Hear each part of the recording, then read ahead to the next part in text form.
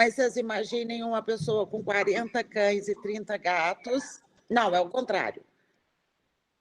Quantos gatos, Moara? Tem 30 gatos e 25 cães. 30 gatos e 25 cães. Pois é, então as coisas, elas... E por isso nós resolvemos fazer esse curso de bases para nos manter, para manter os animais, e por isso eu agradeço todos vocês, agradeço demais os nossos patrocinadores, eu agradeço muito a Ecosul, que já tem 10 anos que me apoia no Gatil e no Canil, que me fornece todos os alimentos há mais de 10 anos. 10 anos, eu falei assim um número abstrato, mas eu sei que já tem mais de 10 anos. A Ecosul colabora com a gente, ela fornece todos os alimentos para os cães e para os gatos. E eu agradeço também a Live Long, que é outra patrocinadora nossa, que está sempre com a gente. Muito obrigada, tá, Romeu, da Live Long. E a todos vocês, porque vocês estão nos ajudando muito, muito, muito mesmo. Nessa época de pandemia, tempos difíceis, não dá para fazer presencial, e talvez isso seja uma vantagem, porque presencial talvez vários de vocês não pudessem, por uma série de pontos, estar assistindo. Eu já vou começar a apresentação. Moara, você me fala se está tudo ok, tá? Tá bom. Ok? Sim, tá aparecendo. Sim, esse curso, então, ele vai ser de bases nutricionais, nada muito profundo, e bases mesmo, tá, gente? Eu não vou falar de alimentos, não vou falar de alimentação, não vou falar de formulação, não vou falar de enfermidades. O que nós vamos ver é, basicamente e literalmente, o que eu dou na minha disciplina de 78 horas, são 4 horas por semana, tá? 68 horas, são 4 horas por semana, durante 17 semanas, para os alunos de graduação da disciplina Nutrição de Cães e Gatos, ACG. Logo, nós temos outra disciplina também, que é formulação de rações, e essa parte não está aqui. Então, eu vou falar de bases. De bases, aquelas bases que vocês já viram em todas as outras nutrições que vocês fizeram, de ruminantes, de não ruminantes, mas destacando os pontos importantes para cães e gatos. Então, a primeira coisa que eu vou falar, e por incrível que pareça, gera bastante dúvida, é sobre a fisiologia. Cães e gatos, cães e gatos são carnívoros, cão é um onívoro e gato é um carnívoro. Como que é isso? Bom, fisiologia digestiva, preferência e taxonomia são 3 coisas distintas. Taxonomicamente, vocês vão ver que cães e gatos são carnívoros. Com relação a comportamento alimentar e preferências, a gente divide em 3 grandes categorias, que é onde gera toda essa confusão. Nós temos os herbívoros, que são animais que consomem vegetais e depende deles. Nós temos os carnívoros, cuja alimentação é baseada em carnes, né? Ou de outros animais. Impressionante isso, né? E os onívoros, que consomem tanto vegetais quanto carne. Bom, preferências, ok. Nós temos aqui o panda, que realmente ele prefere broto de bambu. Portanto, em termos de preferência, ele pode até ser colocado como um carnívoro. Ok, eu pensei que fosse uma barata. Jesus! Mas, taxonomicamente, fisiologicamente, ele continua sendo um carnívorozinho, como qualquer outro que eu vou falar aqui.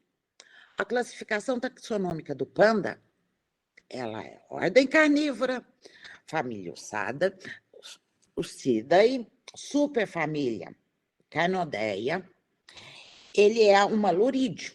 Então, portanto, o panda, embora ele tenha preferência por bambu, ele continua sendo um carnívoro.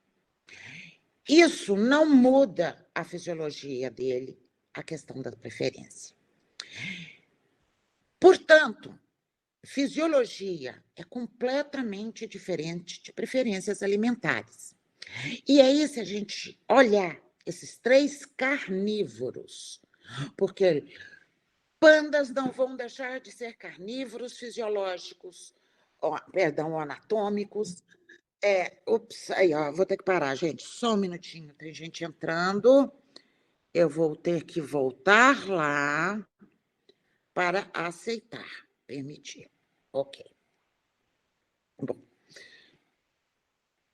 Então, ok. Então, pandas, como lobos, como leões, como cães, como gatos, eles são carnívoros na taxonomia. São carnívoros anatômicos, ou seja, eles têm todas as características de carnívoros, aquelas anatômicas, inclusive fisiológicas, por exemplo, eles dentes caninos para rasgar grandes pedaços, o panda tem, garras para apreensão, para prender a presa. Tem alguém com o som ligado, eu vou pedir para desligar, porque dá uma interferênciazinha aqui no meu. Obrigada. E nós temos todos eles, estômago relativamente volumoso, intestino grosso curto, algumas características, etc. De qualquer modo, nós temos que avaliar a questão das preferências, muito embora eles sejam carnívoros anatômicos. Gente, alguém continua com o microfone ligado? Podem desligar para mim? Ok, muito obrigada.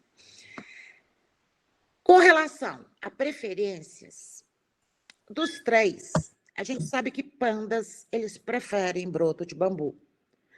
Mas é um dos poucos carnívoros que tem essa preferência peculiar. Mesmo os outros urcídeos, que comem de tudo, comem raízes, comem algumas folhas tenras, comem insetos, comem frutas, e aí sim carnes, presas, etc. Mesmo eles, se tiver que fazer uma opção, eles vão fazer opção por carne. Então, com exceção do panda, a maioria dos outros carnívoros anatômicos preferem carne.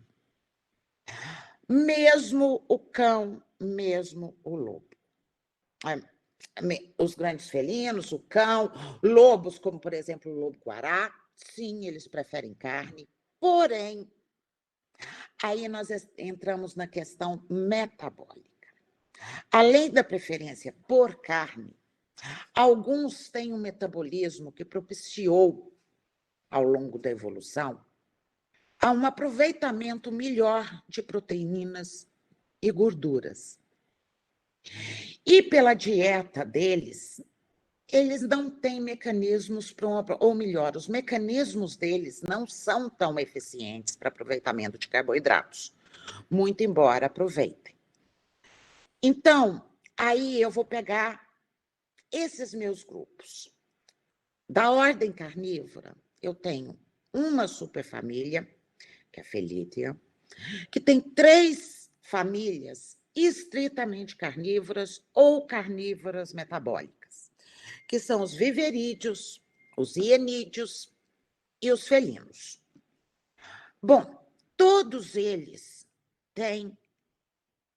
são carnívoros anatômicos, carnívoros preferenciais, e os felídeos e os hienídeos nós sabemos que eles são carnívoros metabólicos. Já da superfamília Canoideia, nós temos famílias com hábitos completamente diferentes. Nós temos os urcídeos, os procionídeos, que são os texugos, tá? Que têm preferências onívoras, come de tudo. Nós temos as estritamente herbívoras, que são os alorídeos, os pandas, e nós temos carnívoros, nós temos desde os carnívoros preferenciais não metabólicos, como os cães, o lobo-guará, outras espécies de lobos que também têm capacidade de digestão de amido, mas nós temos os mustelídeos, as doninhas, o furão brasileiro, o ferret, que é o furão americano, que eles têm rotas metabólicas muito parecidas com as dos felídeos, inclusive com um aparelho digestório, gastrodigestório, muito mais próximo aos gatos do que aos cães. Bom, isso daí já infere para nós alguns pontos. E a fisiologia, ela também nos mostra algumas diferenças que nós devemos respeitar. Eles têm o trato digestivo muito parecido, tá? Extremamente parecido, a não ser com relação ao seu tamanho e algumas diferenças no volume. Então, se eu considerar um cão com um comprimento corporal de 0,75 metros, ele tem um comprimento intestinal de mais ou menos 4,5 metros, sendo 3,9 de intestino delgado e 0,6 de intestino grosso. Nós podemos ver, então, que o intestino grosso ele é bastante curto, mas vocês podem ver que cão ele tem um seco que não é extremamente desenvolvido, mas é mais desenvolvido que de gatos. Ok, gatos, se eu considerar um tamanho corporal, um comprimento corporal de 50 centímetros, dos gatos normais, não pode pegar um Maine com igual ao meu, que quando ele aparecer por aqui eu mostro para vocês, que tem 1,20 m. Ok, 1,20 m da ponta do rabo até o focinho. 1 metro é mais, 1,20 m é alguma coisa. Mas gatos normaizinhos, e não contando o rabo, 50 centímetros. Eles têm um comprimento intestinal de 2,1 metros, sendo que intestino delgado 1,7 e intestino grosso 0,4, com seco rudimentar. Bom, esse comprimento intestinal, ele é fator importante para o tempo de permanência do alimento no trato digestório. E isso também é importante para a gente definir como vai ser a alimentação desses animais. Ok? Eu já mostrei aqui para vocês. Glândulas salivares, eles têm. O que eles não têm? Amilase salivar, nenhum deles. Tá? Isso não impede digestão de carboidrato, nem para cães e nem para gatos, porque eles têm amilase pancreática. Porém, cães, eles têm uma maior efetividade na digestão de carboidratos, e eu vou falar um pouco mais adiante sobre isso. Bom, vendo a fisiologia digestiva e vendo desde o início, tá? Alimentos sólidos. Cães, eles têm dentes incisivos e caninos também, para aprender, prender literalmente, agarrar e rasgar os alimentos, e eles podem segurar esse alimento com os membros anteriores. Tem uma pequena mastigação ou quase nenhuma, tá? Os grandes pedaços, eles são engolidos inteiros, e a mastigação que eles têm é uma mastigação sem mover. Ai, o maxilar, desculpa, tá, gente? Aí, de vez em quando, a pessoa que dá um branco tem que parar. Para macerar, eles têm molares fortes, sim, eles têm alguma maceração, principalmente de ossos. Eles dão alimentos líquidos, eles dão forma de colher, a porção anterior da língua, e eles ingerem a água e outros líquidos a partir disso.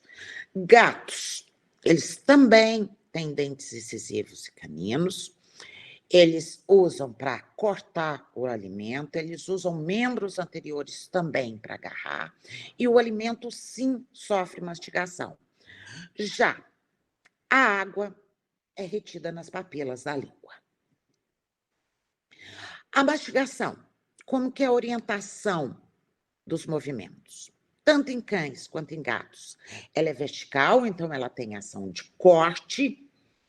A mastigação é parcial, ou seja, eles dão pequenas abocanhadas e, se possível, engolem inteiros, grandes, inclusive pedaços maiores, e eles utilizam os dentes molares para redução de tamanho de ossos.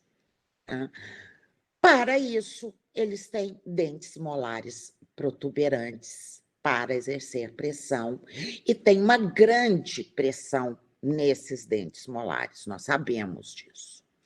Gatos, eles também têm uma orientação vertical, têm uma boa mastigação, ou seja, gatos, eles mastigam, reduzem as partículas de alimento já na boca, reduzem tamanho de ossos muito mais que cães, e também têm os molares protuberantes.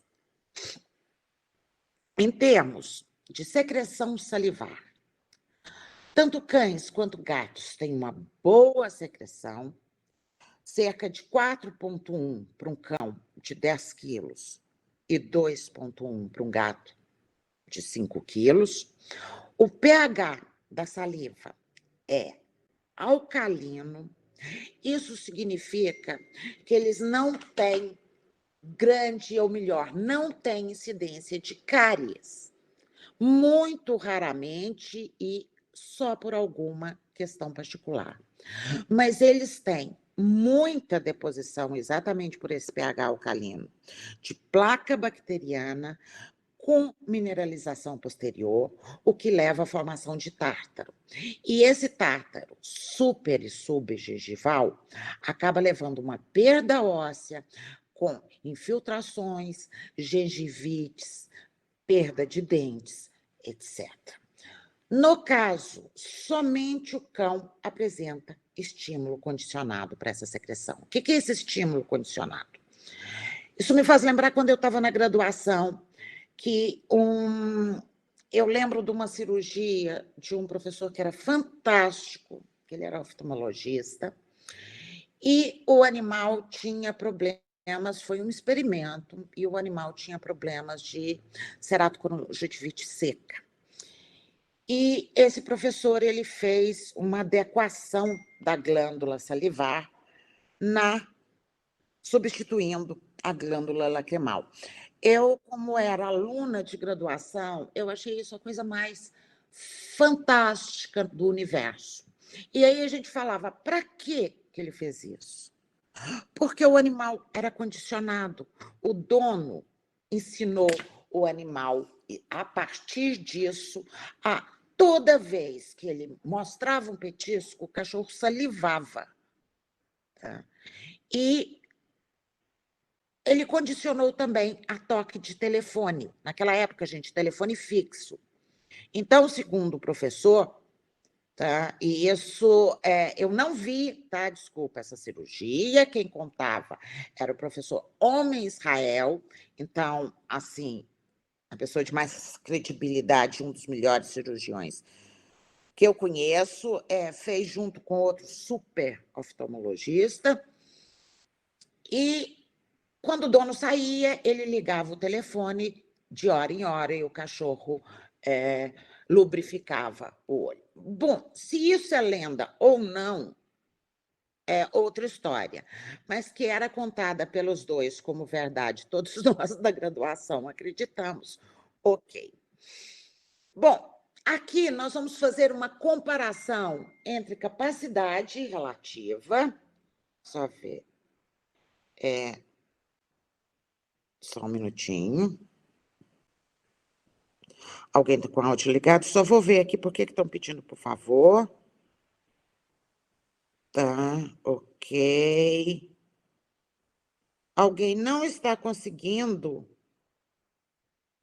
Não estou conseguindo mais entrar. Por quê?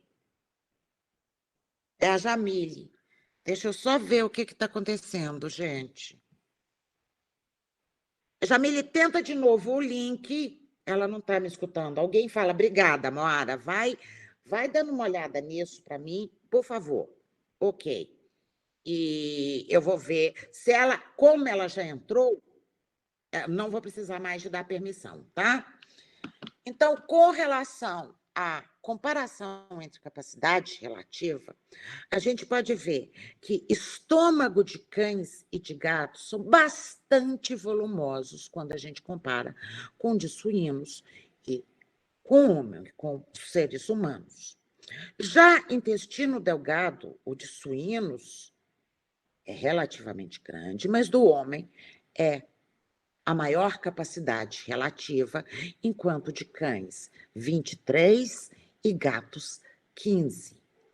Seco, então, suínos, 6, cães têm algum seco, cães têm algum seco, e colo e reto, suínos, 32, gatos, 13, cães 13, gatos 16 e homem 17. Então, o estômago é bastante volumoso quando a gente faz a comparação relativa com onívoros, suínos, humanos, etc. Bom, se eu considerar um cão de 40 quilos e um gato de 4 quilos, o que eu vou ter? Um estômago, então, bastante volumoso, gatos um pouco mais, intestino delgado relativamente longo comparado a gato, e, por incrível que pareça, gente, intestino grosso de gatos em volume relativo é maior do que cães quando eu comparo cólon e reto. Tá?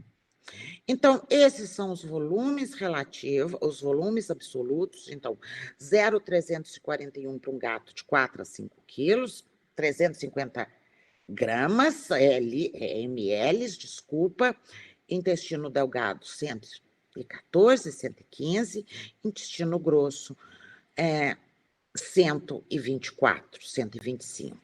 Então, um volume absoluto ao redor de 500 a 600 ml. Já em cães, vai variar muito pelo tamanho, mas se eu considerar um animal de 40 quilos, eu tenho um volume absoluto de 6,95. Uma relação do corpo com relação ao intestino, ao comprimento do intestino, é 1:6, e para gatos é 1:4. Isso, relativizado e também considerando vísceras, foi o que levou ao desenvolvimento de fórmulas de ingestão energética diferente para cães e para gatos. Cães, eu trabalho com 0,75, perdão, e gatos 0,67. Início e final de excreção de alimentos, quando eu faço uma marcação, por exemplo, eu trabalho com algum marcador, tá, de início, tá, e final de excreção, normalmente a gente trabalha com indicadores de excreção, e aí normalmente alguma coisa colorida, pode ser até o óxido, pode ser até o oxicromo, tá? Mas normalmente a gente trabalha com outros inertes. Marcadores de digestibilidade são diferentes de indicadores de digestibilidade. Marcadores normalmente são moleculares. Indicadores normalmente são substâncias inertes que a gente coloca para avaliar algum processo, que pode ser esse de excreção, mas pode ser o de digestibilidade, como, por exemplo, quando a gente usa indicadores, até o próprio óxido de cromo, que é um indicador externo, ou quando a gente usa, por exemplo, um indicador interno, presente no próprio alimento, que não sofra digestão. Nesse caso, a gente trabalha com a sílica. Tá? Todo alimento tem sílica, então a gente faz uma avaliação e faz, a partir daí, indicadores de indigestibilidade e, por contas matemáticas, a gente chega à digestibilidade aparente corrigida pelo nitrogênio, etc. Para gatos, nós temos um início ao redor de 7 horas pós-ingestão. Isso pode modificar de acordo com o alimento. E o final é igual cães, entre 1 a 2 dias. É óbvio que isso em condições normais, recebendo alimentos bioadequados, porque os nutrientes, a taxa de passagem, o tempo de trânsito, a taxa de esvaziamento estomacal, dependendo do tipo de nutriente que a gente coloca, tudo isso vai afetar tanto o início quanto o final da excreção daquele alimento. Então, em questão de tempo de esvaziamento médio gástrico, que eu sei que vocês perguntam muito e às vezes é bastante importante, por exemplo, para uma fêmea em lactação, o tempo médio da metade do esvaziamento gástrico, dependendo do tipo de alimento, vai demorar de 72 a 240 minutos. Isso serve para a gente avaliar qual a capacidade estomacal do animal quando a gente trabalha com dietas com alto teor de umidade, com necessidades muito altas, por exemplo, fêmea em lactação, eu não consigo suprir, até por conta desse tempo médio, metade do esvaziamento gástrico, eu não consigo suprir todas as necessidades dela. Então, fêmeas com mais de 8 filhotes acabam gastando reservas corporais. Então, isso vai depender muito, por exemplo, alimento seco, alimento fresco, dieta líquida é mais rápido do que alimento seco, dieta úmida enlatada é mais lento do que quibe seco, mas alimento fresco é mais lento que dieta úmida enlatada.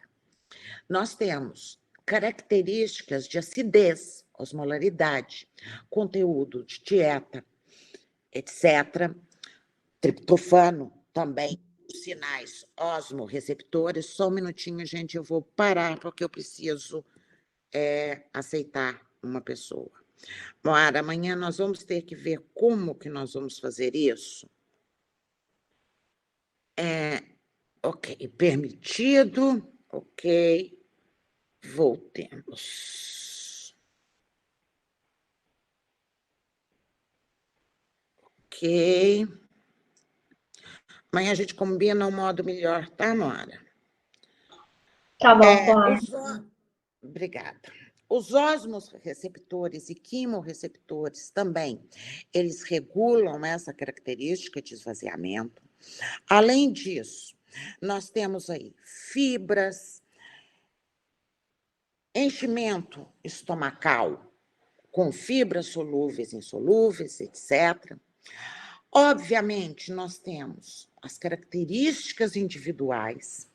Indivíduo, sim, vocês vão ver que perfeito é a questão de individualidade, quando a gente generaliza tudo. Animais que tenham mais ou menos acesso à água aumenta a taxa de passagem, quantidade da dieta, animal alimentado versus estado de jejum. tá? Animais em jejum, quando eles comem, eles apresentam uma taxa maior do que aqueles animais que têm controle de saciedade. Correto. Eu vou falar um pouco mais do controle de saciedade.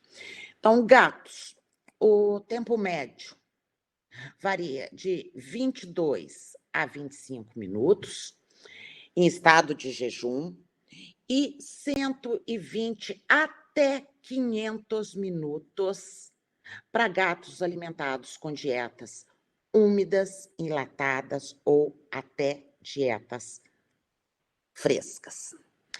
Então, dietas cruas, teores aumentados de gordura e proteína, são dietas que mantêm por mais tempo o alimento no estômago. Portanto, eles ativam mais o centro da saciedade a partir de ósmo e quimiorreceptores.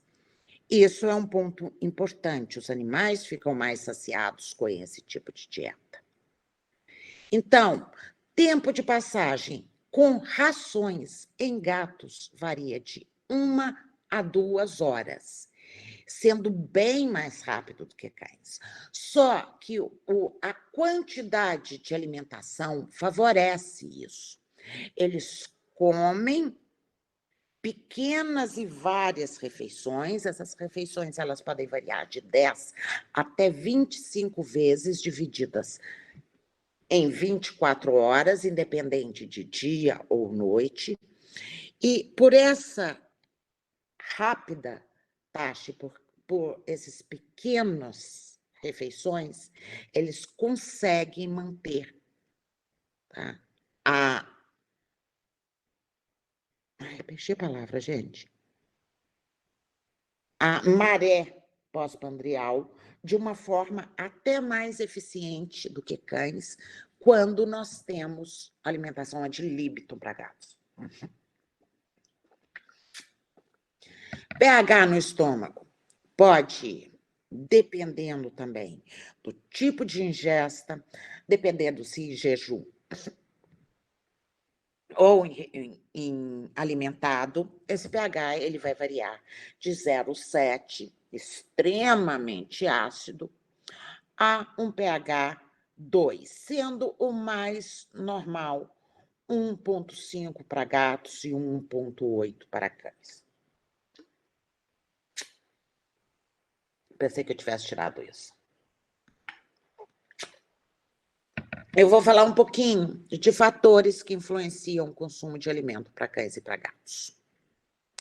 Só que antes da gente falar, eu preciso dar conceitos, porque muitas vezes vocês não conseguem identificar os conceitos do que é fome, apetite, saciedade, consumo voluntário.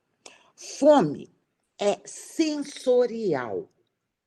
E sensorial, ele é determinado por estímulos nervosos no centro da fome, inibindo o centro da saciedade e vice-versa. Essa sensação, ela ocorre quando o animal está em déficit energético. E aí vocês vão falar, mas qual que é a diferença de saciedade? Bom, a saciedade é exatamente o oposto da fome. É uma sensação manifestada pelo animal a partir da ativação das necessidades energéticas. Você vai, ai, Flávia, meu Deus. Tem diferenças de apetite? Tem, porque fome e saciedade ocorrem independente da manifestação fisiológica de alimentação. Fome, por ser sensorial, ela é a manifestação do déficit energético, e eu vou dar um exemplo para vocês. O apetite, ele depende não só do déficit energético. Muito antes, pelo contrário, tem vários fatores que afetam o apetite, e dentre eles, tá, os sentidos. Então, o gosto e odor, o flavor do alimento, que mistura os dois. Então, o cheirar e o gosto, que tem uma profunda relação entre eles, eles têm um efeito muito grande na manifestação do apetite, mas não tem na fome. Então, por exemplo, parei, Mara, definitivamente, amanhã você vai ganhar a minha senha. A minha senha institucional, tá, querida? Tá bom, claro. Você vai ganhar. Eu vou deixar.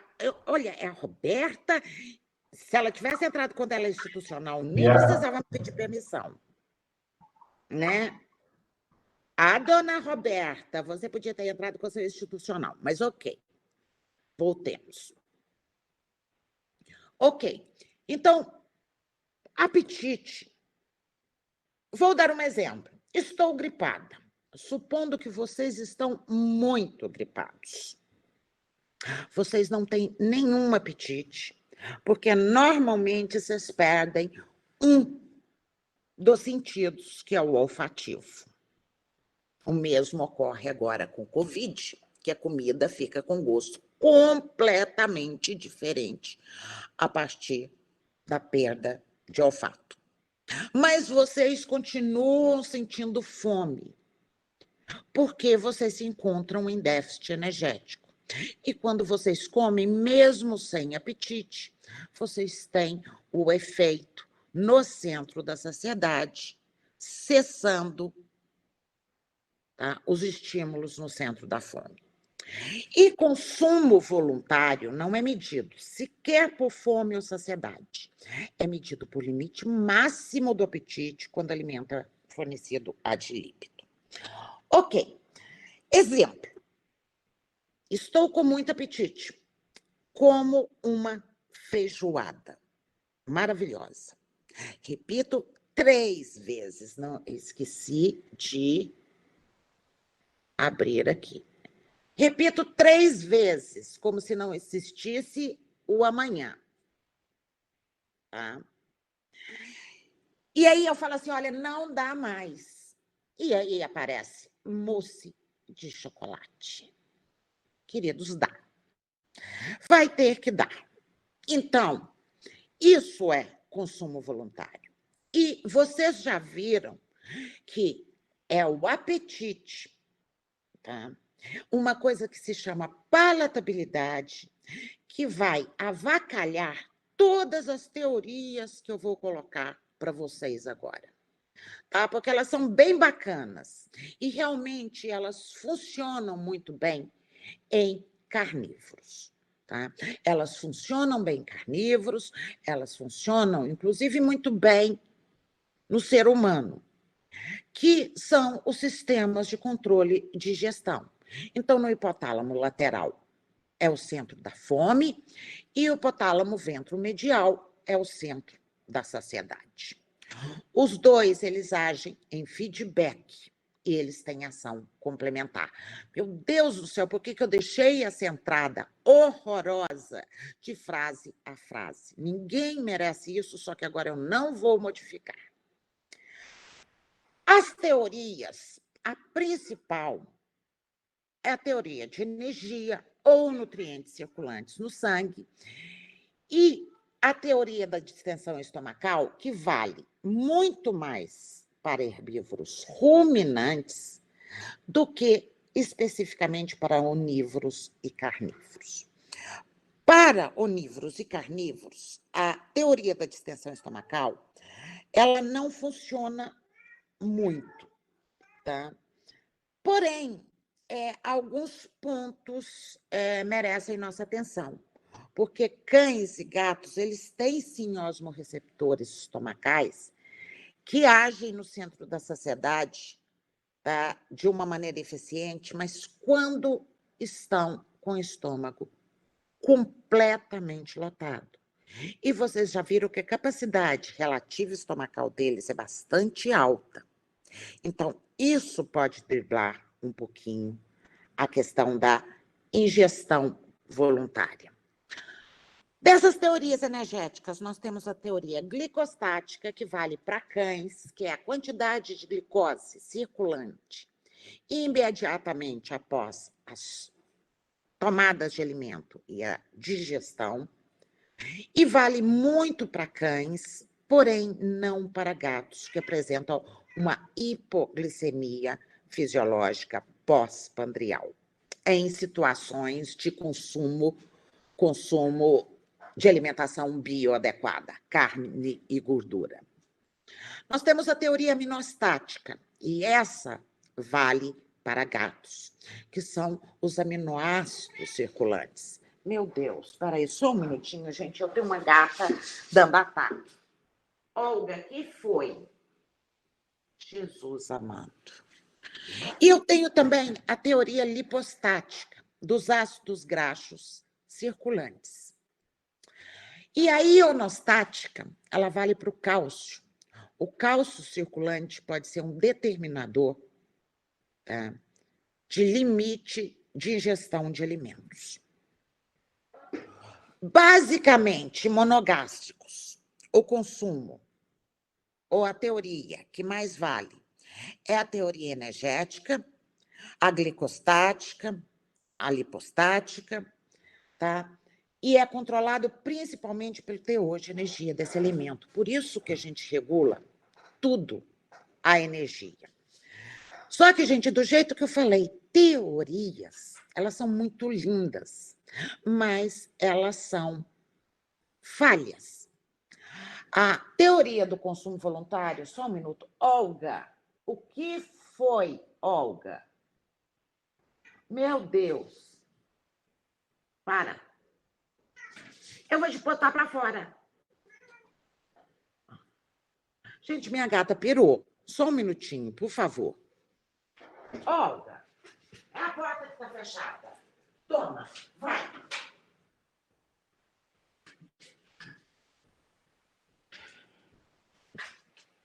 Gatos sendo gatos, enquanto isso os cachorros dormem tranquilamente no canil. Ok. Então, a teoria do controle voluntário é aquela que sugere que carnívoros conseguem, monogástricos, mas em específico carnívoros, conseguem ingerir mais ou menos a necessidade de alimento que eles precisam a partir desses osmo e quimiorreceptores, eles conseguem controlar isso. Essa teoria é extremamente linda se a gente não tivesse modificado o perfil alimentar deles e se a gente não tivesse perfil alimentar, tempo de alimentação e, além disso, se não existisse uma coisa que a gente chama de palatabilidade, que boicota e avacalha toda a teoria. Em cães, esse controle é estabelecido em animais adultos. Algumas raças estabelecem muito bem, outras nem tanto. Filhotes não têm esse controle hipotalâmico muito bem definido. Por isso, principalmente em raças grandes e gigantes, nós temos que controlar a alimentação até por causa da questão dos palatabilizantes. Os sinais envolvidos nessa regulação de consumo.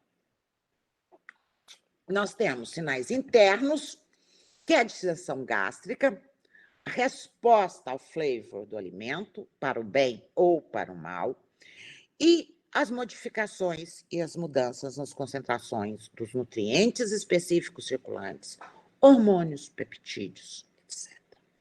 Só que nós temos os estímulos externos, que é a disponibilidade de alimentos, tá?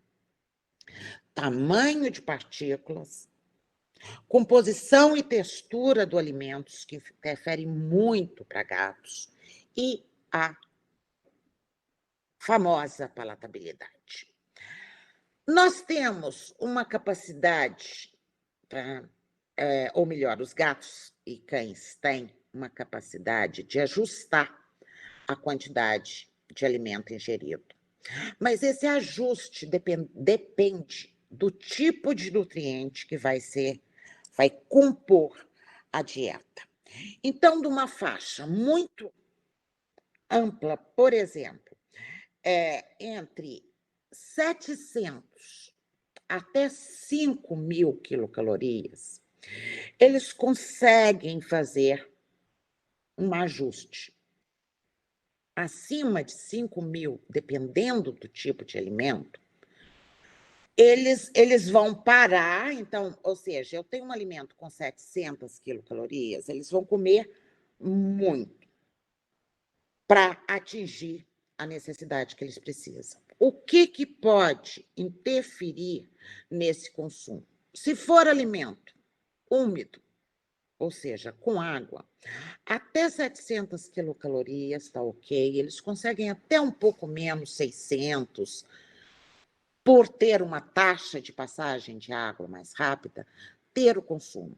Porém, se esse alimento tiver 700 quilocalorias, 1.000 quilocalorias, mas essa diluição for com fibras, pode levar a uma carência do animal pela questão da toma diária de alimentos. Por isso que nós temos que tomar um certo cuidado quando a gente traça dietas, estimando em valores mínimos e trabalhando com fibra alta. Tá? Pode levar a um problema, e por isso que a gente tem que ajustar de forma diferente os micro, macro, vitaminas, etc., com relação a isso. Já o máximo, gente, ultrapassar o máximo é muito comum de acontecer quando eu tenho alimentos com mais de 5.000 quilocalorias. Quando eu tenho alimentos, por exemplo, carne e gordura.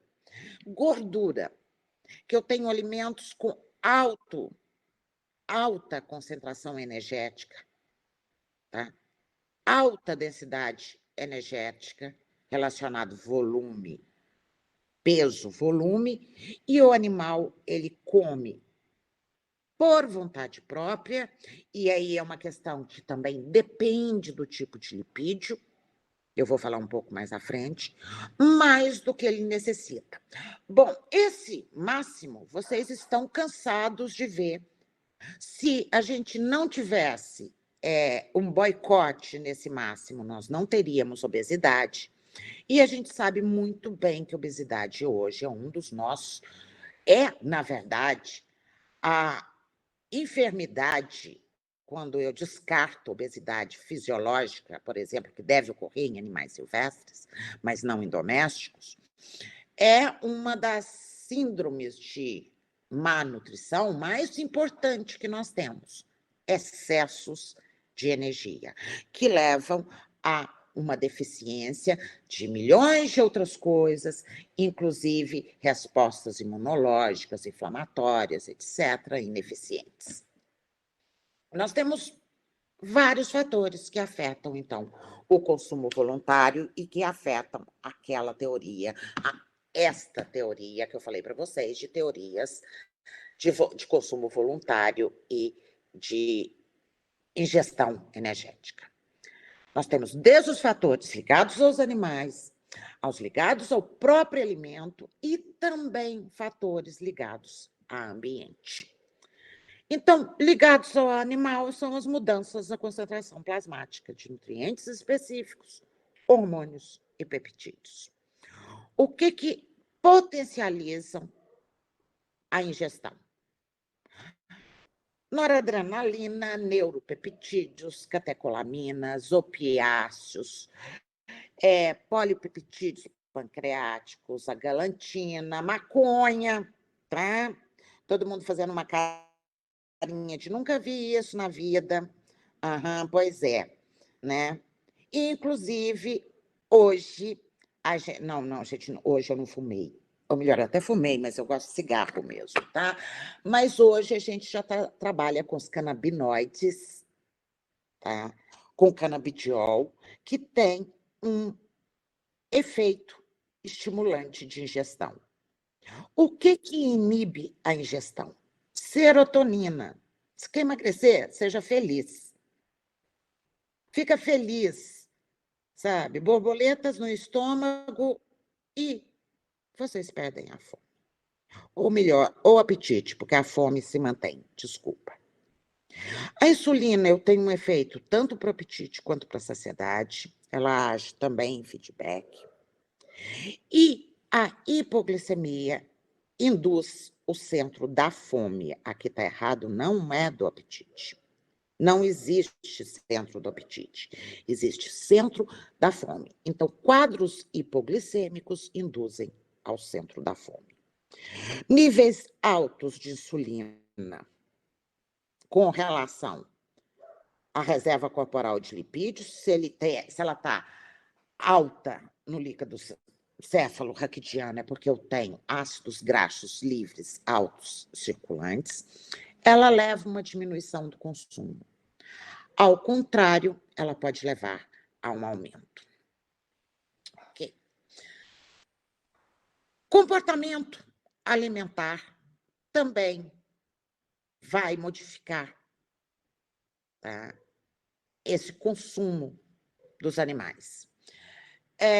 A questão de canídeos caçarem em matilha e terem um hábito alimentar amplo, com exceção a alguns lobos, o europeu, etc., que também caçam em matilhas, e também comem partes às vezes comem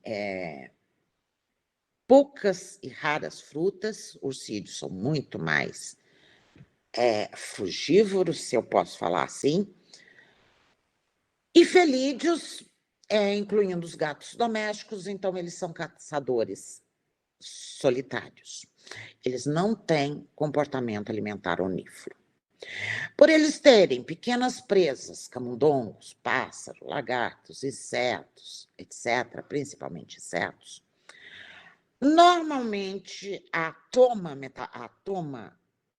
de alimento, o bocado, que a gente chama, ele fica por volta de 15 a 30 quilocalorias por vez.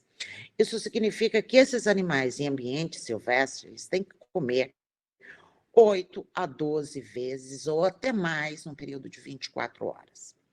E os gatos realmente comem voluntariamente 12 a 20 refeições distribuídas nesse período. O tamanho dessa refeição, tamanho energético dessa refeição, é de 15 a 30 quilocalorias, e cães, eles podem comer 4, 8 e até mais refeições, mas eles conseguem ingerir toda a necessidade energética em uma única alimentação, em uma velocidade muito maior do que a de gatos. Cães, eles preferem horários estabelecidos a horários fora de rotina. Seu trabalho, que está no NRC, e em presença de outros animais, ele aumenta o consumo de alimento, que é comportamento de matilha, facilitação social. Se eu tenho um desenvolvimento de hierarquia, pode acontecer o efeito contrário, como eu já tive aqui em casa. Um macho assumiu a hierarquia e não deixou o outro comer, ou não deixava, o pobre coitado tinha que ser o último a comer, eu tinha que separar, é uma luta. Até que um dia o macho hierárquico matou o outro machinho, eu quase morri, mas enfim. Já gatos, eles fazem essa alimentação de 10 a 20 vezes por dia, espaçado, eles não se preocupam muito com horários estabelecidos, apesar de existir condicionamento. Presença de outros animais diminui o consumo de alimentos. E eles não têm desenvolvimento de hierarquia social. Ao contrário, gatos, eles não têm matilhas, mas eles formam gangues. E aí é complicadíssimo. Só vou aceitar pessoas, tá? Ok, Josi, permite. Ok, nós já estamos com 103. Vocês conseguem ver daí, não conseguem? Porque eu sou ceguinha, tá, gente?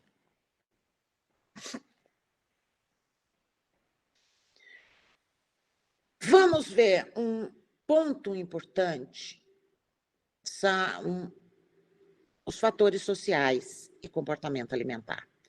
Gatos, então, eu sempre falo que gatos têm uma memória gustativa muito aguçada, tá?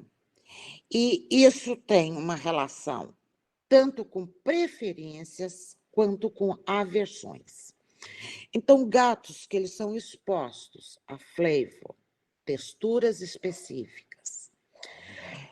e uma só textura, um só flavor, precocemente, ele pode desenvolver uma memória gustativa, como eu tenho, um dos meus mênicos tem uma memória gustativa absurda, tá? E essa memória gustativa, por essa exposição, precoce e repetida de um único flavor, pode levar a preferências muito fortes em gatos.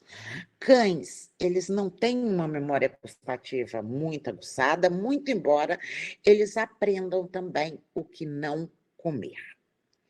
Então, gatos, foi um experimento clássico, ele está no NRC. Eles pegaram gatinhos e alimentaram com único flavor, e durante esses 6 meses, os gatinhos só comeram esse alimento. E eles alimentaram outro grupo de gatos com uma mistura de dieta,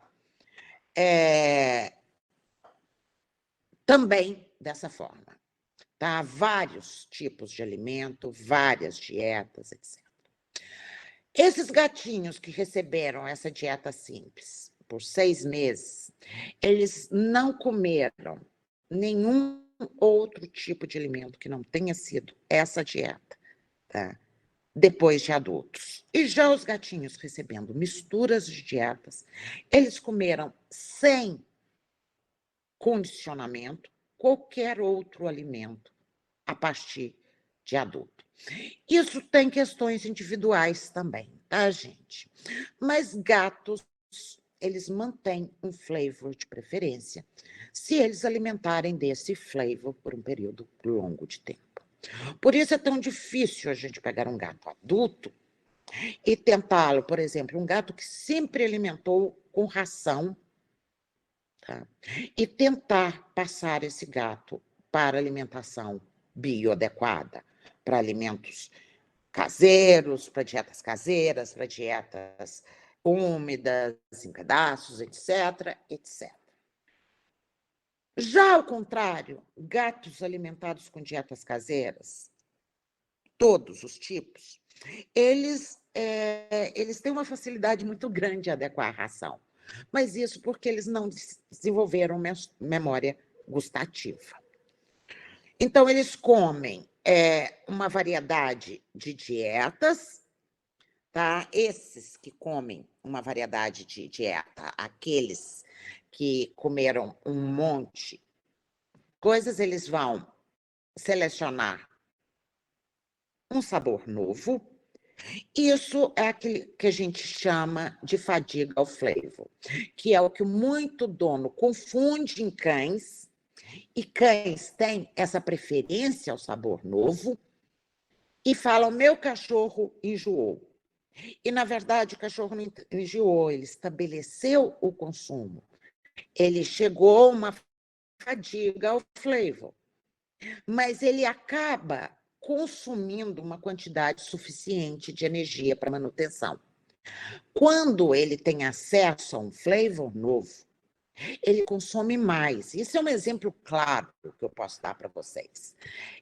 Agora, na pandemia, e vocês também já vivenciaram isso em self-service, aqueles à vontade, coma o que quiser e pague R$ 45. Você fala, nossa, R$ 45 é muito caro, mas ok, eu vou comer até morrer e vai compensar. Ok, você come o primeiro dia. Ok, você está no hotel, você está num resort. Um mês. Você come o segundo, você enche o prato, o terceiro, no quarto você vai diminuindo. Uma semana depois, você já conhece todos os gostos e você já estabeleceu o consumo. E você, teoricamente, enjoou, mas você não enjoou. Isso quando se tem estabelecido o consumo. Cães e gatos são bem assim, principalmente cães. Cães, eles têm uma fadiga ao flavor. Gatos que desenvolvem memória gustativa não têm fadiga ao flavor. E a fadiga ao flavor é comum em qualquer espécie, inclusive nós humanos, quando a gente está confortável, sociabilizado, etc. Ao contrário, quando a gente tem um ambiente estranho, estressante, animais novos, gatos, eles vão rejeitar sabores novos e vão escolher aquele que é familiar. O que é essa aversão ao sabor ali experimentado? Eles diferem. Se eu considerar cães e gatos, vocês vão ver que tem uma diferença muito grande de preferências. Gatos são muito mais sensíveis ao flavor, odor, sabor, e a textura também está envolvida em flavor. Nutrientes que são palatantes ou que aumentam a palatabilidade de alimento para cães, e inclusive são utilizados, por exemplo, em alimentos pouco palatáveis, alimentos, rações econômicas, etc. Tem 2 pontinhos que aumentam a palatabilidade para cães: o cloreto de sódio e o aquecimento do alimento. Tá? Aquecer o alimento a 37 graus, ele aumenta tanto para cães quanto para gatos. Por quê? Porque libera partículas olfativas. Gatos, odores desagradáveis ao homem. Por exemplo, aqueles que vêm a partir de degradações aminoácidas, aminoácidos livres, exemplo, as aminas, tá? As cadaverinas, tá? Cheiro de podre mesmo. Eles, gatos, têm uma preferência muito grande, tanto para acidez quanto para maturação do alimento. Eles preferem um pH ácido, entre 5 e 6,5, e aminoácidos livres, como, por exemplo, cadaverina, tem um efeito muito mais positivo em gatos que cães. Da mesma forma, textura tem efeitos muito mais fortes em gatos também que cães. Gatos, eles não gostam de dietas em pó, tá? Cães, eles já comem uma dieta em pó, menos do que outros tipos de dieta, tá? Mas se essa dieta estiver peletizada, ou melhor, eu não vou colocar pelletização, porque esse pellet aqui foi traduzido errado, kibbles, né? Ou úmida, eles vão comer a mesma dieta, seca, porém pelletizada, em forma de kibbles, ou úmida, quando eu acrescento a esse pó água, ou melhor, quando eu acrescento gel. Tá? Gatos gostam muito de comidas com textura gel, mas eles não gostam de comidas com textura gordurosa ou até mesmo úmida, que formam grumos. Essa forma em gel, então, é a mais selecionada para gatos. Açúcares simples, eles aumentam a aceitabilidade, eles aumentam a palatabilidade para cães, mas não interferem para gatos. Aí alguém vai me falar, eu tenho uma gata que adora sorvete. Eu falei, eu também. Dos meus 4, uma ama sorvete. Uma. Não pode me ver abrindo, tá, chocolate branco. Ai, Flávia, você dá chocolate branco para sua gata? Gente, só um pedacinho, né? E chocolate branco não tem treobromina. Ai, mas você dá chocolate docinho, tá? Pode xingar. Eu com os meus gatos, eu não sou nutricionista, eu sou mãe, ponto. Ácidos graxos de cadeia média, tá? Tanto separados ou em triglicérides. Exemplo, óleo de coco, eles têm palatabilidade negativa para gatos.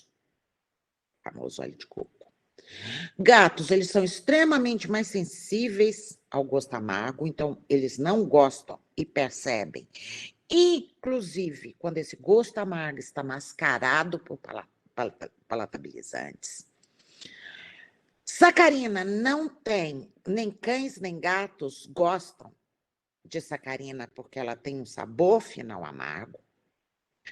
Gatos, eles não selecionam nem a favor e nem contra com relação ao doce, e cães selecionam alimentos doces.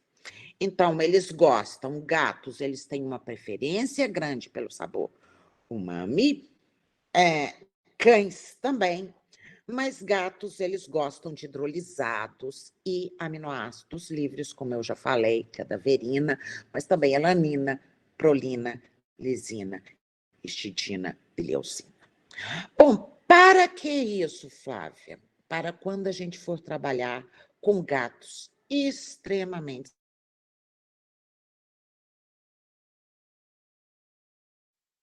dificilmente consegue ser apagado em animais, em gatos adultos. Cães, eles também respondem bem ao sabor umami, tá? Felinos e cães também, eles preferem alimentos secos, com alta gordura em relação à baixa gordura, e eles gostam muito de alimentos com alta gordura, mas aspectos oleosos, ou seja, quibos com alta concentração de óleo na superfície, dietas úmidas, com alta quantidade de óleo, que levem eles a ter incômodo na hora de comer e que surgem os bigodes, ou alimentos com textura pulverizada, são os pós, eles não vão escolher esses alimentos. Cores não alteram o consumo, tá? Restrição de horário, sem restrição na quantidade de alimentos. Não restringe para cães. Tá? Cães, eles conseguem comer em 5 minutos. Nossa, alguém postou um videozinho no grupo, que eu queria pegar esse videozinho e colocar aqui, tá? De um filhote de um husky meio vira-latinha, comendo. Gente, eu fiquei apaixonada com o husky, mas ele come assim. Eu vou achar o vídeo e vou mandar para vocês no grupo, tá? Ou alguém que está na outra comunidade, pega o vídeo e manda aí para o grupo. E restrição de horários diminui o consumo de alimento para gatos. Isso significa que eu posso trabalhar uma restrição de horários para gatos quando eu for trabalhar com obesidade. Agora, eu tenho que tomar muito cuidado com relação a essas restrições para não levar ao acometimento de lipidose hepática. É muito difícil, mas pode ocorrer. Formato é importante. Isso é muito discutido em empresas, qual o formato é o mais adequado para gatos. Alguns falam que pela forma de pressão, por exemplo, gatos persa, por apresentarem focinhos invertidos, eles gostam mais dos grânulos achatados, onde eles conseguem colher, empurrar com a língua e ter a apreensão do alimento. Então, na forma de lentilhas, tá? Ao invés de bolinhas, parece ser. Outros já acham que formas de pá e trevo são mais interessantes porque tem mais pontos de pressão, etc. Eu, particularmente, sou da linha das lentilhas, tá? Bolinhas achatadas para gatos e bolinhas para cães. Aqui as preferências de cães, quando a gente compara, eles preferem alimentos semiúmidos e úmidos, alimentos secos, até eu. Eles preferem alimentos secos extrusados, alimentos secos peletizados. Cães preferem carne bovina à carne de frango, enquanto que gatos, os trabalhos, eles são absolutamente contraditórios. Em alguns trabalhos falam que eles preferem carne de frango até pela gordura, etc. Eles preferem gordura animal, preferencialmente a gordura bovina, a gorduras de origem vegetal, é eu, né? Carnes cozidas a carnes cruas, óbvio que açúcares simples a açúcares compostos, alimentos adocicados e salgados, alimentos ácidos, ao contrário de gatos, dieta com alto teor de gordura, dietas com baixo teor de gordura, alimentos aquecidos, alimentos frios e alimentos novos, aqueles alimentos habituais. Por isso que vocês que fazem a N com o maior amor, carinho do mundo, o danado do cachorro vai viajar, vocês levam a N toda bonitinha, congelada, em marmitinha, chega na casa da mãe, tem o vira-lata lá que está recebendo ração, Biriba, eu acho que ela ainda existe. E o seu cachorrinho que come a N, linda, maravilhosa, todos os dias, desespera para comer a biriba do vira-lata da sua mãe. Né? Isso ocorre, gente. Com gatos, nem tanto. Estado fisiológico, óbvio, um aumento do consumo voluntário no terço final da gestação, porém, nesse terço final, é muito relativo também, porque no final da gestação, a fêmea diminui o consumo por compressão estomacal. Tá? A lactação, eu tenho maior consumo voluntário, mas ele não consegue chegar no limite, tá, das necessidades energéticas, dependendo do número de filhotes e da produção. Eu tenho uma queda no consumo após o parto e a capacidade de ingestão, ela aumenta muito menos em fêmeas e lactação do que as necessidades energéticas e proteicas. Esse é um problema para animais muito prolíferos, como cães. Gatos, mesmo tendo 6 filhotes, ou mesmo tendo 1 ou 2, eles vão perder reservas. Então, isso eu vou falar depois, quando a gente for falar em gestação e lactação. Cães de crescimento têm uma ingestão alta comparada ao peso, bastante alta. Então, quando a gente compara com relação ao peso do animal, a gente vê que filhotes têm uma necessidade energética mais alta, portanto, e isso é difícil de explicar, gente. Eu lembro uma vez que eu fui fazer umas formulações para uma empresa e o dono tinha uma secretária que era matemática. E quando eu mandei as necessidades, a secretária, que era matemática, ela me ligou e falou, você fez errado. Eu falei, minha querida, eu não fiz. Ela falou, como pode um cão de 10 quilos, filhote, comer mais do que um cão de 10 quilos adulto, se o cão de 10 quilos é adulto? Eu falei, minha querida, matemática é uma coisa legal. Eu sei porque minha mãe é matemática, eu gosto muito de matemática, né, porque a mamãe estava viva. Mas o cão em questão que você está comparando, que tem 10 quilos e que está comendo ao dobro do cão que tem 10 quilos adulto, vai chegar adulto com 40 quilos, minha querida. Ele tem que crescer. Portanto, o crescimento envolve alto anabolismo e alto catabolismo.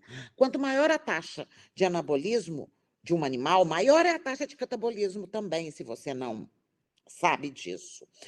Portanto, e ele ainda tem uma questão de acreção tecidual, ele precisa acrescentar proteína, etc, etc, etc. Por isso que, obviamente, ele está comendo o dobro, porque ele tem que ganhar peso. Ela é. Uhum. É. Então, assim, por favor, senhorita matemática, eu não errei. Até hoje, isso costuma dar confusão e pedirem para eu rever rótulos. Tá? Raças grandes de crescimento rápido, elas têm o gene do gigantismo E elas têm uma supressão de mecanismos inibitórios de saciedade. Portanto, nós temos que tomar cuidado com as disfunções da grande gestão de energia, levando a desenvolvimento ósseo-articulares completamente equivocados. Isso é um gráfico bobo. Animais de uma mesma raça, de um mesmo peso, a quantidade de matéria seca ingerida vai aumentar com o aumento do peso vivo, né? Mas isso tem a ver com aumento de capacidade estomacal. Por outro lado, cães de raças grandes, ele tem um aparelho digestivo 2 vezes menor do que cães de raças pequenas com comparação ao peso vivo. Mas isso não tem problema, porque a capacidade energética, vocês veem aqui, um cão de raça grande, 70 quilos, uma capacidade, uma porcentagem de 2,7% comparado, tá? Esse peso relativo, tá, do aparelho digestivo ao peso corporal. Já cães de raças pequenas, ele tem quase que 7% do seu peso em vísceras, intestino, etc. Gatos também. A composição corporal. Aí vocês vão falar, não, você trocou isso.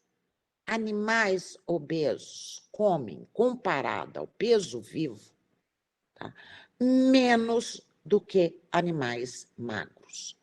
Alta quantidade de tecido adiposo tem um efeito inibitório de apetite, a insulina que eu falei. Então, quanto mais obeso for o animal, menor a ingestão de alimento, proporcional ao seu peso, já que não teve aquela capacidade de aumento de capacidade do tubo digestivo. Por isso que a gente trabalha com equações para animais magros, mesmo que não muito ativos, com uma fórmula de 110 quilocalorias vezes o peso elevado a 0,75, e para animais com sobrepeso, a gente trabalha com 85 a 90. Quando a gente trabalha com essas fórmulas, nós não estamos trabalhando para reduzir o peso de animais com sobrepeso. Nós estamos trabalhando com os mecanismos inibitórios de apetite. Doenças, isso é óbvio, tá? Nós temos doenças, enfermidades que vão aumentar a ingestão de alimentos, hiperadrenocorticismo, hipotiroidismo, diabetes mellitus não insulino dependente, mas a gente tem aquelas que vão diminuir também. Dificuldade, possibilidade de locomoção, tártaro, doenças periodontais, blá, blá, blá. Com relação a fatores relacionados ao alimento, a concentração energética é o mais importante a partir do momento que eles conseguem regular esse consumo, as necessidades energéticas mais ou menos. Então, o consumo de energia é o principal fator que determina a taxa de ingestão para cães, para gatos, para humanos, tá? Obviamente, de acordo com o que eu falei, existem alguns fatores que boicotam isso, tá? Mas um aumento da concentração energética, um aumento de lipídio, reduz o consumo de matéria seca. Porém, um aumento de lipídios, dependendo do tipo de lipídios, aumenta a palatabilidade. Então, o que nós temos aí é uma relação quadrática. Se eu tenho lipídios de alta palatabilidade, este aumento do consumo, ele vai até um limite metabólico, até um limite de ativação de centro da saciedade, onde o animal, independente de estar extremamente saboroso, ele vai parar de comer. Esse limite ocorre para cães e para gatos ao redor de 25%, 20 a 25% de lipídios na matéria seca do alimento. Raramente rações chegam a isso. Algumas chegam. Já alimentos caseiros, sim, podem chegar até mais do que isso. Principalmente, por exemplo, se eu trabalhar com dietas cetogênicas, que tem alta quantidade de lipídios, proteína moderada. Dietas cetogênicas, elas levam a uma redução de consumo global da dieta. E elas levam a uma perda de peso. Todos nós já conhecemos o princípio da dieta de Atkins. Esse é um dos pontos, tá? De lipídios circulantes. O outro ponto é a questão de faltar o NADPH para liponeogênese. A diminuição de energia, de densidade energética da dieta, faz com que o consumo aumente até um determinado ponto. Água, ela não tem uma capacidade imensa de interferir no consumo de alimentos a partir de distensão estomacal, porque ela tem um esvaziamento gástrico mais alto. Porém, fibras insolúveis ou até solúveis que levem ao inchamento, ou seja, que absorvam água, que aprisionem a água, tem essa capacidade de fazer com que o animal pare de comer, até mesmo antes de atingir as necessidades energéticas totais dele.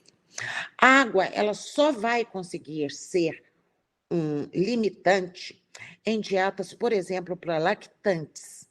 Se eu trabalhar com dietas com alto conteúdo de água, possivelmente a partir do 5º filhote eu já não consiga mais fornecer, por questão de ósmos receptores agindo no centro da saciedade, distensão estomacal, mesmo que seja mais rápido, tá? Do que, por exemplo, com fibra.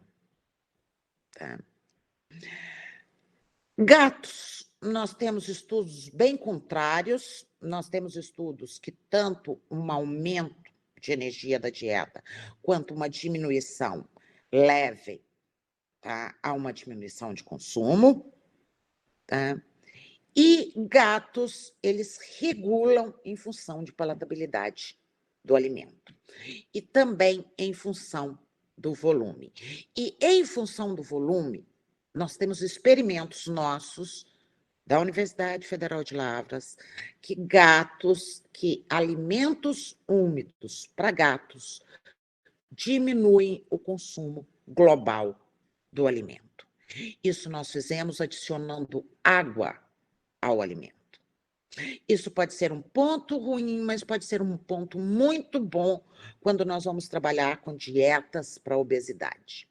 Esse experimento não está aqui, mas eu vi ele, alguma palestra que eu dei recentemente, e eu posso mostrar ele para vocês, ok? A disponibilidade, ela afeta o consumo, o alimento tem que ser fornecido à vontade, sem restrição, blá, blá, blá. Restrição de horários diminui o consumo de alimento para gatos, então também pode ser uma boa alternativa quando a gente trabalha com moderação nessa restrição. E quando a gente trabalha com programas de emagrecimento. Sabor é muito importante para ambos, é muito dependente de preferências individuais. Gorduras têm uma influência muito grande na palatabilidade, desde que sejam de origem animal. Gorduras de origem vegetal, elas são indiferentes ou podem, inclusive, diminuir o consumo. Alimentos com hidrolisados, com proteínas animais, têm a capacidade de aumentar o consumo para ambas as espécies. O efeito quadrático da gordura que eu falei para vocês. Os palatabilizantes, que são baseados em hidrólises de proteínas, de determinados peptídeos, etc. E de gorduras. E gatos, eles rejeitam alimentos com mais de 0,5% de sódio na dieta. Não que rejeitem, mas eles diminuem o consumo. O sódio ele pode ser uma estratégia interessante para aumentar o consumo de água, mas ele também tem a capacidade de diminuir o consumo de matéria seca por gatos, dependendo da quantidade. Outro experimento nosso. Forma de apresentação, eu já falei, e equilíbrio nutritivo da dieta. A dieta insuficiente em proteína é relacionado a deficiências de aminoácidos, podem levar a uma diminuição de consumo. Dietas com excesso de um único aminoácido podem agir no centro da saciedade, também levando a uma diminuição de consumo. Dietas com aminoácidos tóxicos, nesse caso a lisina, mas também a metionina, podem levar a uma diminuição do ganho de peso, uma diminuição do consumo, e fatores relacionados ao ambiente. Zona termoneutra, a zona termoneutra para ambos se encontra 17 a 23 graus. Quando eu tenho estresse calórico, ou seja, temperaturas acima de 25 graus, eu tenho uma diminuição de consumo, embora tenha um aumento de necessidade energética, também em calores extremos, por causa do gasto energético para resfriar o corpo. Já no frio, eu tenho um aumento de consumo, aí abaixo de 15 graus centígrados. A disponibilidade é óbvia, limpeza de ambiente, de comedouros. Densidade populacional interfere reduzindo o consumo em gatos. Mudanças de ambiente, reação fuga e luta. Tem uma diminuição de apetite na próxima hora, principalmente porque vai ter uma modificação no metabolismo da glicose e até uma formação de lactato por essa resposta, por essa reação de fuga e luta. E a umidade, a alta umidade vai diminuir o consumo de alimentos. Ok. Agora eu posso abrir para vocês para perguntas, ok? Considerando que eu tenho que falar até o slide 80, ok, está indo muito bem. Eu posso abrir para vocês para perguntas no grupo, tá? Do WhatsApp. Eu vou parar a apresentação, ok? E se vocês quiserem perguntar alguma coisa, eu estou disponível. Se não, vocês têm 10 minutos. Alguém postou lindo no grupo. É muito bonitinho esse cachorrinho. Meu Deus. Tá, mas eu vou pegar esse cachorrinho para mostrar o que é ingestão voluntária, o que é apetite. É muito bonitinho.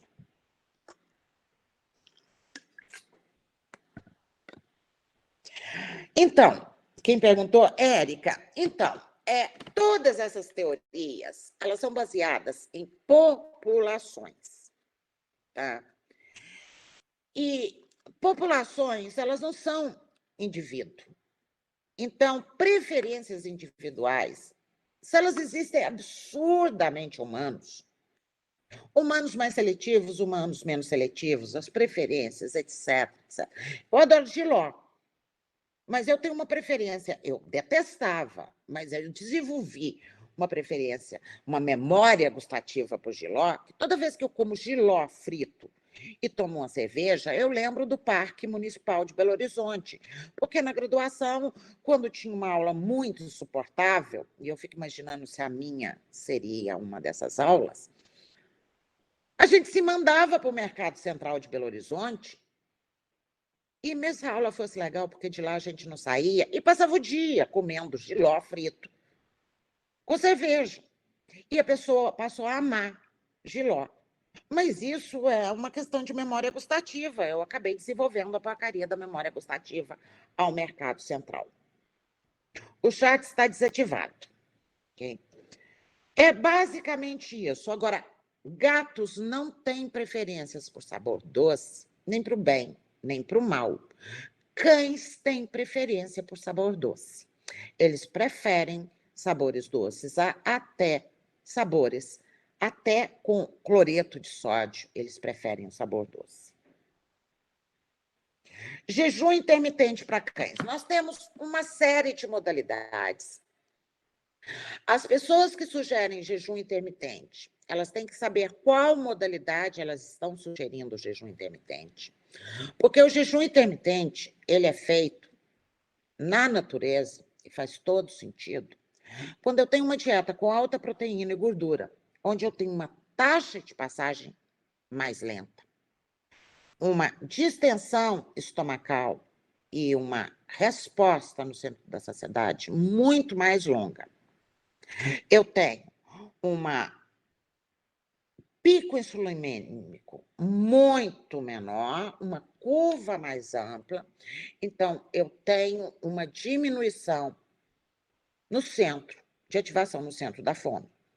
Então, com esse tipo de dieta, pode até ser possível trabalhar um jejum intermitente. Agora, com dietas que tenham alta taxa de passagem, ou seja, rações que têm uma digestibilidade mais rápida, uma taxa de passagem muito mais rápida do que alimentos bioadequados, não se justifica. Se a sugestão do jejum intermitente é para diminuir a energia, tá? É preferível diminuir a energia global da semana e distribuir isso de forma ao animal estar saciado, tá? Sem que ele passe por períodos longos de jejum. Tá? Dietas diluídas em fibra, com certeza. A fibra e até a água são diluidores energéticos interessantes, principalmente para cães, para gatos, perdão. Água e fibra para gatos, fibra para cães. Água para cães não tem um efeito de diminuição do centro da fome, inibição do centro da fome e atuação no centro da saciedade. Eu preciso mostrar esse experimento para vocês. Tá? Esse que a gente fez na UFLA. Gente, por favor, só no grupo, porque senão fica um pouquinho complicado para eu responder se for privado. Ok, não precisava pagar, não. Nem contei quem era, tá? Mas podia ter deixado, eu ia responder, mas só no grupo, please. Tá? Qualquer um dos grupos. Ok, Manuel responde. As dietas são as dietas adequadas para. Ok, sobre o consumo na obesidade, por que os animais continuam a ganhar peso se há uma redução do consumo? Então, é um tanto quanto controverso. Na verdade, eles diminuem, sim, o consumo quando eles já estão num quadro de obesidade mórbida. Tá? O consumo relativo ao peso é menor, mas isso não significa que eles reduziram o consumo no limite da manutenção energética. Foi o que eu falei. Olha a teoria da palatabilidade me driblando todas as teorias de consumo voluntário. Então, vamos supor, o animal magro, ele come até o consumo voluntário, que eu falei que é o limite máximo do apetite. Se a comida for muito gostosa, ele vai comer 2 vezes, 3 vezes. A gente sabe disso, né, Moara, nos nossos experimentos de palatabilidade. Já o animal obeso, ele vai comer menos. Não significa que ele está comendo menos energia que o que ele precisa para manutenção. Ele está comendo menos relacionado ao peso vivo dele, comparado a um animal magro. Então, um animal de 10 quilos magro tem um consumo maior energético, um consumo voluntário, quando comparado a animais obesos. Eu acho que agora entendeu um pouco melhor, né? Boa. Ok, gente, vamos fazer 10 minutinhos de intervalo. E se vocês quiserem, pode ir perguntando. Eu só preciso de 10 minutos, falei 1h e alguma coisa, tá bom? Hoje, vou passar só um pouquinho, porque a turma demorou a entrar, nós estamos com 106 pessoas, só falta uma pessoa. O que eu vou pedir para vocês, mesmo que vocês não possam ficar e que tenham que sair, a partir de amanhã, eu vou continuar regulando, mas a partir da manhã eu vou passar o link por volta das 5h30. Vocês podem entrar e sair, e eu vou autorizando, talvez peça para a Moara ficar olhando isso, porque se vocês entram e saem, vocês podem voltar sem minha permissão. Então, fica bem mais simples, tá ok? Acho que vocês entenderam, né? Não pode ficar, tem alguma reunião, entra, eu autorizo, mas antes das 6h, para não ficar entrando gente depois das 6 e eu perder o time aí, ter que parar várias vezes, ok? Eu vou parar aqui um segundinho, tá? Desliguei meu vídeo. 10 minutinhos, vocês tomem um café, estica as pernas, eu preciso, minha nicotina já caiu aqui a níveis subótimos, eu preciso de nicotina no sangue, portanto, eu vou fumar.